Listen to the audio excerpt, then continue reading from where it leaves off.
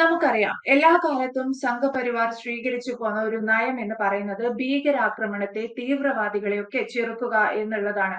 അത് കൃത്യമായി ഈ 2025-ലും മോദി സർക്കാർ അധികാരത്തിൽ വന്ന ശേഷവും ഒക്കെ അത് ശക്തമായി ആ ഒരു അഭിപ്രായത്തിൽ തന്നെ ആ നിലപാടിൽ തന്നെ നിലകൊള്ളുന്നുണ്ട്.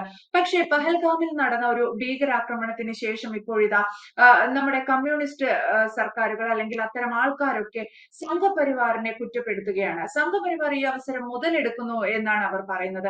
ഇതിന് നമുക്ക് ഏത് രീതിയിൽ ഇത്തരക്കാർക്ക് ഒരു മറുപടി കൊടുക്കാൻ സാധിക്കും? സംഘപരിവാർ സംഘടനകൾക്കെതിരെ നുണപ്രചരണം നടത്തുക എന്നുള്ളത് ഇന്ത്യയിലെ പ്രതിപക്ഷം, പ്രത്യേകിച്ച് കമ്മ്യൂണിസ്റ്റുകാരുടെയും കോൺഗ്രസുകാരുടെയും ഒരു പ്രധാന പരിപാടിയാണ്. സംഘപരിവാർ ഈ രാജ്യത്തുണ്ടായ അന്നു മുതൽ ഇത് നടക്കുന്നതാണ്. അതിലൊരു യാതൊരു പുതുമയില്ല. പ്രത്യേകിച്ച് ഇപ്പോ കേന്ദ്രത്തിൽ ഭാരതീയ ജനതാ പാർട്ടി നേതൃത്വത്തിലുള്ള മോദി സർക്കാർ ഇരിക്കുന്നത് കൊണ്ട്, തുടർച്ചയായ 2ാം വട്ടവും 3ാം വട്ടവും ഇരിക്കുന്നത് കൊണ്ട് അതിൽ അസഹിഷ്ണുത പൂണ്ട കമ്മ്യൂണിസ്റ്റുകാരും പ്രതിപക്ഷവും എല്ലാത്തിലും അവർ കുറ്റം കണ്ടെത്തുകയാണ്. അപ്പൊ ഇവിടെ AYFന്റെ സംസ്ഥാന സെക്രട്ടറി മാത്രമല്ല, പ്രതിപക്ഷ നേതാവ് ശ്രീ VD സതീശൻ, ശ്രീ പ്രിയങ്ക ഗാന്ധിയുടെ ഭർത്താവ് റോബർട്ട് വാദ്ര, അതുപോലെ കോൺഗ്രസിന്റെ പല നേതാക്കന്മാരും ഈ സംഭവം പുറത്തു വന്ന അന്നു മുതൽ ഇവിടെ ഒരു വിഭാഗത്തെ ന്യായീകരിക്കാൻ വേണ്ടിയുള്ള പരിശ്രമം നടത്തി വരികയാണ്. ആ ആക്രമണം തിരിച്ചടി ഉണ്ടായി കഴിഞ്ഞാൽ പാകിസ്ഥാനിലെ മുസ്ലിങ്ങൾ, അവരെ അത് എങ്ങനെ ബാധിക്കും? അവർ പട്ടിണിക്കാരാണ്, അവർ പാവപ്പെട്ടവരാണ്. തിരിച്ചടിയുടെ ആഘാതമേക്കുന്നത് അവിടുത്തെ പാകിസ്ഥാനിലെ പാവപ്പെട്ടവരും കാശ്മീരിലെ പാവപ്പെട്ടവരുമായിട്ടുള്ള സാധാരണക്കാരും കൃഷിക്കാരുമായിട്ടുള്ള ആളുകളാണ്. അതുകൊണ്ട് അങ്ങനെ ചെയ്യേണ്ടതാണ് ഇവർ പറഞ്ഞതിന്റെ ചുരുക്കം. നമുക്കറിയാം, ഇവിടെ ഇസ്ലാമിക ഭീകരവാദം എന്ന് പറയുന്നത് ഞങ്ങൾ ഇത് ആദ്യകാലത്ത് ഉയർത്തി കാണിക്കുന്ന സന്ദർഭത്തിൽ ആരും അത്ര ഗൗനിച്ചിരുന്നില്ല. ഭാരതീയ ജനതാ പാർട്ടിയും സംഘപരിവാരും RSSുമാണ് ഇസ്ലാമിക ഭീകരത ആപത്തിനെ പറ്റി ഇന്ത്യയിൽ ആദ്യം ചൂണ്ടിക്കാണിച്ചത്. അന്ന് ഞങ്ങൾക്കെന്തോ മുസ്ലിം വിരോധം ഉള്ളത് കൊണ്ട് പറയുന്നതാണെന്നാണ് പല ആളും ധരിച്ചത്. അതുകൊണ്ട് നിശബ്ദരായിരുന്നു, ഞങ്ങളുടെ ഒറ്റപ്പെട്ട ശബ്ദം മാത്രമായി തുടർന്നു. ഇന്ന് അമേരിക്കയും യൂറോപ്യൻ രാജ്യങ്ങളും, പ്രത്യേകിച്ച് ഇംഗ്ലണ്ടും അതുപോലെ ഫ്രാൻസും ജർമ്മനി അടക്കമുള്ള ആളുകളും, സ്കാൻഡിനേവിയൻ രാജ്യങ്ങൾ അടക്കം ലോകത്തെ എല്ലാ രാജ്യങ്ങളും, പ്രത്യേകിച്ച് ഇസ്ലാമിക രാജ്യങ്ങൾ പോലും ഇസ്ലാമിക അതിന്റെ ഭീകരത എന്താണ്, അതിന്റെ ആപത്ത് എന്താണ്, അപകടം എന്താണെന്ന് തിരിച്ചറിഞ്ഞിട്ടുണ്ട്. അപ്പൊ അതുകൊണ്ട് അതിനെ എതിർക്കുക എന്നുള്ളതാണ് ലോകത്തിലെ ഏറ്റവും പ്രധാനപ്പെട്ട ഒരു കടമയാണ്. ലോക ജനതയുടെ, ലോക മനസ്സാക്ഷിയുടെ ഏറ്റവും പ്രധാനപ്പെട്ട, അതിന് മുമ്പിലുള്ള ഏറ്റവും പ്രധാനപ്പെട്ട ഒരു വെല്ലുവിളി എന്ന് പറയുന്നത് ഇസ്ലാമിക ഭീകരവാദത്തെ ചെറുത്ത് തോൽപ്പിക്കുക എന്നുള്ളതാണ്. അതിന്റെ പ്രഭവ കേന്ദ്രം, അല്ലെങ്കിൽ ഈ ഭീകരവാദത്തെ എല്ലാ വിധത്തിലുള്ള സഹായവും നൽകി അവരെ ഊറ്റുപുലർത്തുന്ന, അത് ഉൽപ്പാദിപ്പിക്കുന്ന ഒരു ഉൽപാദന കേന്ദ്രമാണ് നമ്മുടെ തൊട്ടയൽ രാജ്യമായ പാകിസ്ഥാൻ. നമ്മുടെ രാജ്യത്ത് നമ്മള് അരിയും ഗോതമ്പും അതുപോലെ മറ്റു സാധനങ്ങളും വസ്ത്രങ്ങളും ഒക്കെയാണ് കയറ്റുമതി ചെയ്യുന്നതെങ്കിൽ പാകിസ്ഥാനിന് കയറ്റുമതി ചെയ്യുന്നത് തീവ്രവാദമാണ്, ഇസ്ലാമിക തീവ്രവാദമാണ്. അത് ലോകത്തെമ്പാടും ഇത്തരം പ്രസ്ഥാനങ്ങൾക്ക് അവിടെയാണ് സഹായം ചെയ്തു കൊടുക്കുന്നത്, അവിടുന്നാണ് പരിശീലനം പോകുന്നത്. അപ്പൊ അതുകൊണ്ട് അതിനെ എതിർക്കുക എന്നുള്ളത് ഇന്ന് ലോകത്തിന്റെ മുമ്പിലുള്ള ഏറ്റവും പ്രധാനപ്പെട്ട ഒരു കടമയായി മാറിയിരിക്കുകയാണ്. ആ ദൗത്യമാണ് നിങ്ങൾ ചെയ്യുന്നത്. നിങ്ങൾ നോക്കൂ, പഹൽഗാമിൽ നടന്നതിന് ഇവിടെ യഥാർത്ഥത്തിൽ ഇപ്പോ ഭീകരവാദികൾ എന്താണ് മതം ചോദിച്ചാണ്. നമ്മുടെ കൊച്ചിയിൽ മരണപ്പെട്ടു പോയ ശ്രീ രാമേന്ദ്രൻ സാറിന്റെ, അദ്ദേഹത്തിന്റെ മകൾ തന്നെ ആ കാര്യം വ്യക്തമാക്കിയിട്ടുണ്ട്. കലിമ ചോദിച്ചിട്ടാണ്, മുസ്ലിമിന്റെ വിശ്വാസ പ്രഖ്യാപനം അത് ചൊല്ലാനാണ് പറഞ്ഞത്. അത് ചൊല്ലാത്ത ആളെ വെടിവെച്ച് കൊല്ലുക എന്ന് പറഞ്ഞാൽ നിങ്ങൾക്കറിയാം, ലോകത്ത് ഇസ്ലാമികവൽക്കരിക്കാൻ വേണ്ടി നടക്കുന്ന ഭീകരവാദ പ്രവർത്തകർ എല്ലായിടത്തും ഇത് തന്നെയാണ് ചെയ്യുന്നത്. മുസ്ലിം അല്ലാത്തവരെ എല്ലാം ഉന്മൂലനം ചെയ്യുക. ഇന്ത്യയിൽ അവരുടെ പ്രധാനപ്പെട്ട നോട്ടപ്പുള്ളി എന്ന് പറയുന്നത് ഹിന്ദുക്കളാണ്, മറ്റു രാജ്യങ്ങളിൽ ക്രൈസ്തവരാണ്, മറ്റു മതവിഭാഗക്കാരാണ്. അതുകൊണ്ട് അവരെ ഉന്മൂലനം ചെയ്യുക, അവരെ ഇല്ലാതെയുക, ലോകത്തെ മുഴുവൻ ഇസ്ലാമികവൽക്കരിക്കുക, ഇസ്ലാമിക ഭൂരിപക്ഷ രാഷ്ട്രമാക്കി മാറ്റുക എന്നുള്ള പ്രഖ്യാപിതമായ ആഗോള തീവ്രവാദത്തിന്റെ, ഇസ്ലാമിക തീവ്രവാദത്തിന്റെ പദ്ധതിയുടെ ഭാഗമാണ് ഇത്.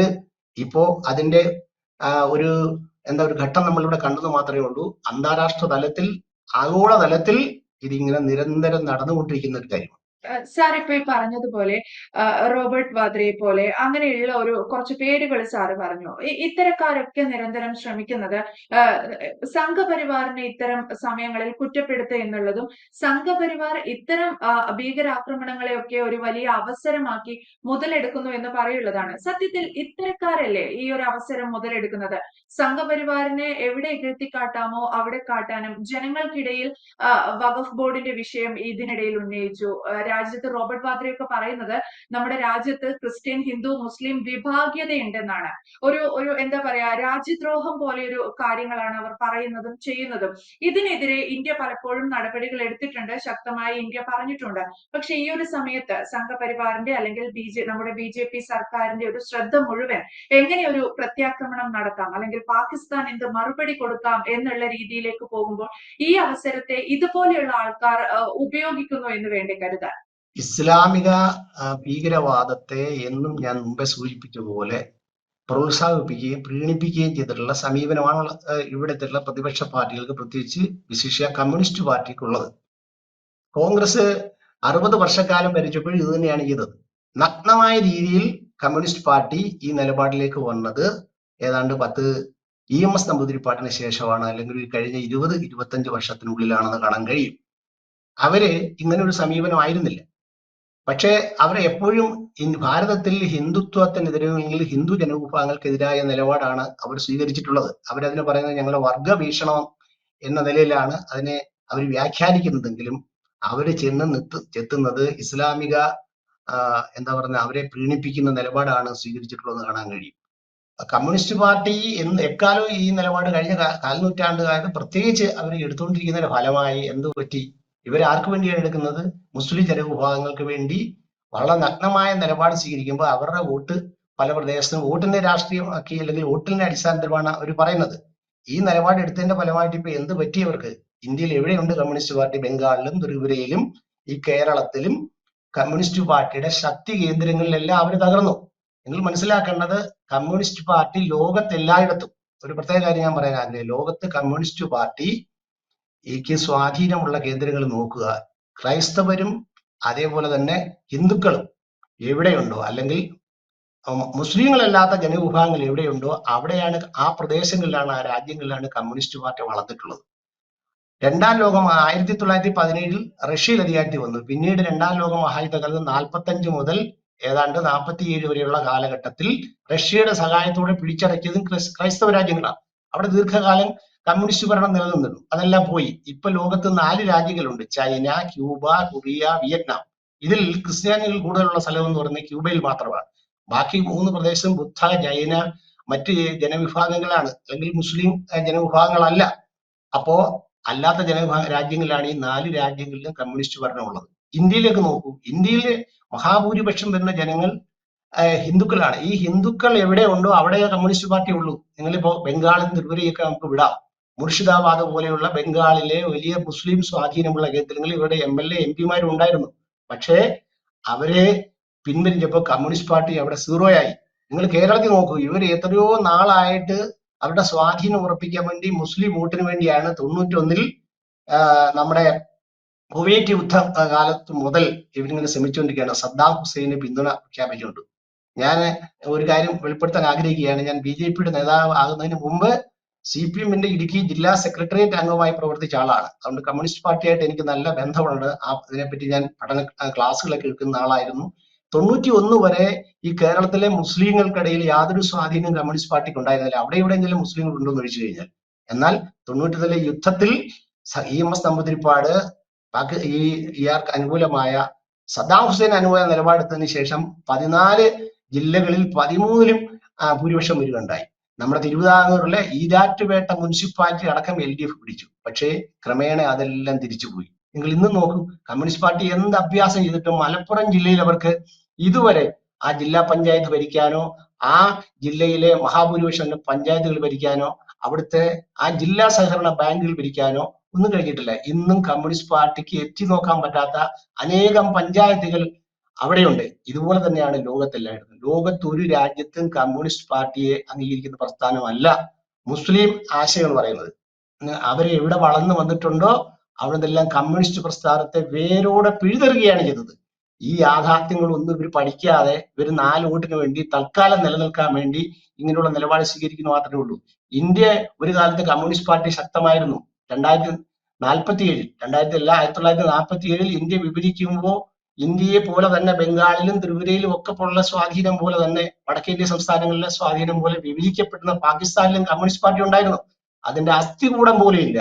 അതുപോലെ ബംഗ്ലാദേശിലും ഉണ്ടായിരുന്നു. അതുകൊണ്ട് ലോകത്തെല്ലാം കമ്മ്യൂണിസ്റ്റ് പ്രസ്ഥാനത്തെ ഉന്മൂലനം ചെയ്യുന്ന സിദ്ധാന്തമാണ് ഇസ്ലാമിക ഭീകരവാദവും അല്ലെങ്കിൽ ഇസ്ലാം മതവും. അതുകൊണ്ട് ഇതിനെയൊക്കെ ശരിയായ രീതിയിൽ വിശകലനം ചെയ്യാൻ പറ്റാത്തത് കൊണ്ടാണ് ഇന്ത്യയിലും പോലും അപ്രസക്തമായി കൊണ്ടിരിക്കുന്നത്. ഇവിടുത്തെ AIFകാരും കമ്മ്യൂണിസ്റ്റുകാരും ഇതൊന്നും പഠിക്കുന്നില്ല. ഭാരതീയ ജനതാ പാർട്ടി ഒരു മതത്തോടും നമുക്ക് പ്രത്യേകിച്ച് വിരോധമില്ല. രാഷ്ട്ര താല്പര്യത്തിന്റെ ഉരകല്ലിൽ ഉരച്ചു നോക്കിയാണ് ഭാരതീയ ജനതാ പാർട്ടി സംഘപരിവാറും അതിന്റെ രാഷ്ട്രത്തോടുള്ള സമീപനം നിലപാടും വ്യക്തമാക്കുന്നത്. ഇന്ത്യക്ക് ഭാരതത്തും നമ്മുടെ പുറന്ന നാടിന് അപകടം വന്നാൽ അവിടെ നമ്മൾ രംഗത്ത് വരിക എന്നുള്ളതാണ്. ഭാരതത്തെ തകർക്കുക എന്നുള്ളത് അന്താരാഷ്ട്ര ഒരു ഗൂഢാലോചനയുടെ ഭാഗമാണെന്നുള്ള കാര്യം എല്ലാവർക്കും അറിയാം. ഇവിടെ ഒരു മുസ്ലിമിനും നമ്മൾ എതിരല്ല. പക്ഷെ മുസ്ലിങ്ങളെയും ഹിന്ദുക്കളെയും തമ്മിലടിപ്പിക്കുക എന്നുള്ള ഉദ്ദേശത്തോടുകൂടി പ്രവർത്തിക്കുന്ന ആളുകൾ ഇന്ത്യക്കകത്തുമുണ്ട്, പ്രതിപക്ഷ രാഷ്ട്രീയ പാർട്ടിയിലുമുണ്ട്, വിദേശ രാജ്യത്തുമുണ്ട്, അത് പാകിസ്ഥാനിലുമുണ്ട്, ആഗോളതലത്തിലുമുണ്ട്. അങ്ങനെ വന്നാലേ ഇന്ത്യയെ തകർക്കാൻ പറ്റത്തുള്ളൂ. എന്തുകൊണ്ടാണ്? ലോകത്തെ ഏറ്റവും ശക്തിമത്തായ ഒരു സമ്പൽഘടനയായും രാഷ്ട്രവുമായും ഭാരതം മുന്നോട്ട് പോവാണ്. അതിനെ തകർക്കാൻ വേണ്ടി ഇവിടെ ജാതിയും മതവും ഒക്കെ പറഞ്ഞ് ജനങ്ങളെ തമ്മിലടിപ്പിക്കണം, അതിന്റെ മേൽ കലാപം ഉണ്ടാക്കണം. അതുകൊണ്ടാണ് വ്യക്തമായ തീവ്രവാദികൾ കലിമ ചോദിച്ചുകൊണ്ട് എന്താണ് നിങ്ങളുടെ മതം എന്ന് ചോദിച്ചുകൊണ്ട് ആക്രമിക്കുന്നതിന്റെ പിന്നിൽ ഒരു ഉദ്ദേശമുണ്ടോ എന്നുള്ള കാര്യത്തിൽ യാതൊരു സംശയം വേണ്ട.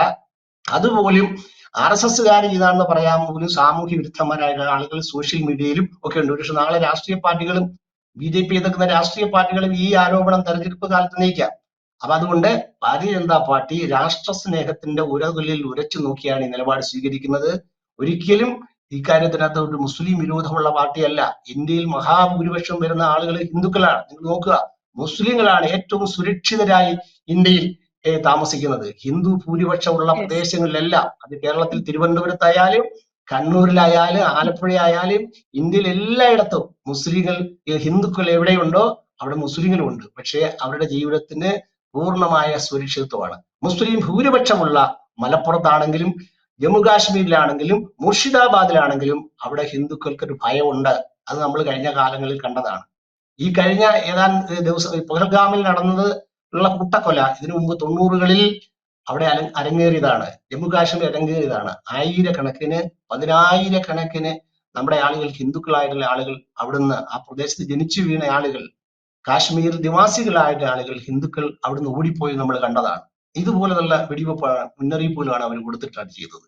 അപ്പൊ അതുകൊണ്ട് ഇന്ത്യയിൽ മുസ്ലിങ്ങൾ ലോകത്തേത് രാജ്യത്തെക്കാളിലും മുസ്ലിങ്ങൾ സുരക്ഷിതരാണ്. ഹിന്ദുക്കളുടെ കൈവശം. അതിവിടെ ഭരണം വേണമെന്നില്ല, BJPയുടെ ഭരണം വേണമെന്നില്ല, BJP സർക്കാരും വേണമെന്നില്ല, നരേന്ദ്രമോദിയും വേണമെന്നില്ല.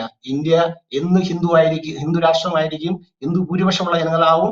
ആ ഹിന്ദു ജനവിഭാഗങ്ങൾക്കിടയിൽ മുസ്ലിമും ക്രിസ്ത്യാനിയും ഹിന്ദുവും ഞങ്ങളുടെ പ്രിയപ്പെട്ട സഹോദരന്മാരായിരിക്കും എന്നുള്ള കാര്യത്തിൽ യാതൊരു സംശയവും വേണ്ട. കാരണം ഇതിനെയൊക്കെ ബഹുമാനിക്കാനുള്ള ആ കാഴ്ചപ്പാടാണ് ഹിന്ദുത്വം ഓരോ ഹിന്ദുവിനും പറഞ്ഞു കൊടുത്തിരിക്കുന്നത്. അന്യമത വിരോധമല്ല, അന്യ മതത്തെ സ്നേഹിക്കുകയും ബഹുമാനിക്കുകയും ചെയ്യുന്ന ആ കാഴ്ചപ്പാട് ചെറുപ്പത്തിലെ ശിരസിലേറ്റിയ ഇന്ത്യൻ ജനതയ്ക്ക് ഒരിക്കലും മുസ്ലിമിനെ അന്ധമായിട്ട് വിരോധം ഉണ്ടാക്കാൻ കഴിയത്തില്ല. ഇപ്പോ ഈ ഭീകരവാദികൾ തന്നെയാണ്, അല്ലാതെ ഇന്ത്യയിലെ പാവപ്പെട്ട മുസ്ലിങ്ങളും പാകിസ്ഥാനിലെ മുസ്ലിങ്ങൾ എല്ലാവരും ഭീകരവാദികളാണെന്ന് ഞങ്ങൾക്ക് അങ്ങനെ തെറ്റിദ്ധാരണയില്ല. ഈ കേരളത്തിലും ഇന്ത്യയിലും ഇതുപോലെ ഭീകരവാദ ആശയങ്ങളുമായി നടക്കുന്ന ആളുകൾ നമ്മുടെ രാജ്യത്തുണ്ട് എന്ന് ഞങ്ങൾക്ക് കൃത്യമായ തിരിച്ചറിവുണ്ട്. അതുകൊണ്ട് അവരെയാണ് ഞങ്ങൾ എതിർക്കുന്നത്. നിങ്ങൾക്കറിയാം, 1921 ഇന്നേക്ക് 104 വർഷത്തിന് മുമ്പ് ഇപ്പൊ പഹൽഗാമിൽ നടന്ന പോലെ തന്നെ മതം ചോദിച്ചുകൊണ്ട് നമ്മുടെ കേരളത്തിൽ മലബാറിൽ ഇതുപോലെ ലഹള ഉണ്ടായതാണ്. മാപ്പിള ലഹള എന്ന പേരിൽ നമുക്കറിയാം. ഇന്ന് മലബാർ പ്രദേശത്ത്, പ്രത്യേകിച്ച് മലപ്പുറം ജില്ലയിൽ ഒക്കെ തന്നെ മുസ്ലിം ഭൂരിപക്ഷമായത് അത് ജന്മന ഭൂരിപക്ഷമായിരുന്ന സ്ഥലമായിരുന്നില്ല, അത് ഹിന്ദു ഭൂരിപക്ഷമായിരുന്ന സ്ഥലമാണ്. ഇതുപോലെ ടിപ്പുവും അതുപോലെ തന്നെ ഹൈദരും ഇതുപോലെ തന്നെ വാര്യം കുന്നന്മാരും നടത്തിയ സായുധാക്രമണത്തിന്റെ ഫലമായി ഗത്യന്തരമില്ലാതെ മതം മാറിയവരും ഭയന്ന് മതം മാറിയവരുമാണെന്നുള്ള കാര്യം നിങ്ങൾ മനസ്സിലാക്കണം. എന്നാൽ ഹിന്ദു ഭൂരിപക്ഷമുള്ള ഈ രാജ്യത്ത്, ഇന്ത്യ മഹാരാജ്യത്ത് ഒരിടത്ത് പോലും ഒരു മുസ്ലിമിനെയോ ക്രിസ്ത്യാനിയോ ഭീഷണിപ്പെടുത്തിയോ സായുധ കലാപത്തിലൂടെയോ അടിച്ചമർത്തിയോ ആനുകൂല്യങ്ങൾ നിഷേധിച്ചോ ഹിന്ദുവാക്കുന്ന സമീപനം ഇല്ല എന്നുള്ള കാര്യം കൂടെ മനസ്സിലാക്കണം. ഇതെല്ലാം കമ്മ്യൂണിസ്റ്റ് പാർട്ടി മറച്ചു വെച്ചുകൊണ്ടാണ് അന്ധന്മാരെ പോലെ ജനങ്ങൾക്കിടയിൽ 10 വോട്ട് പിടിക്കാൻ വേണ്ടി ഈ അന്ധമായ മുസ്ലിം അല്ലെങ്കിൽ BJP വിരോധം പ്രചരിപ്പിക്കുന്നത് എന്ന് മനസ്സിലാക്കണം. മറ്റൊരു പ്രധാനപ്പെട്ട കാര്യം, ഈ കമ്മ്യൂണിസ്റ്റുകാരും അതുപോലെ തന്നെ ഈ എന്താ പറയുന്നത് മുസ്ലിങ്ങളും അവിടെ 2 മതങ്ങളും ഈ ഇസ്ലാം മതവും കമ്മ്യൂണിസവും അത് വേണമെങ്കിൽ കമ്മ്യൂണിസത്തെ ഒരു മതം പോലെ തന്നെ പറയാം. അത് മഹാനായ കാർൽ മാർക്സ് എംഗൽസും കൂടെ കൊണ്ടുവന്നതാണെങ്കിലും ലോകത്ത് നടപ്പാക്കിയത് ലെനിനും അതുപോലെ മാവോയും പോലെയുള്ള ആളുകളാണ്.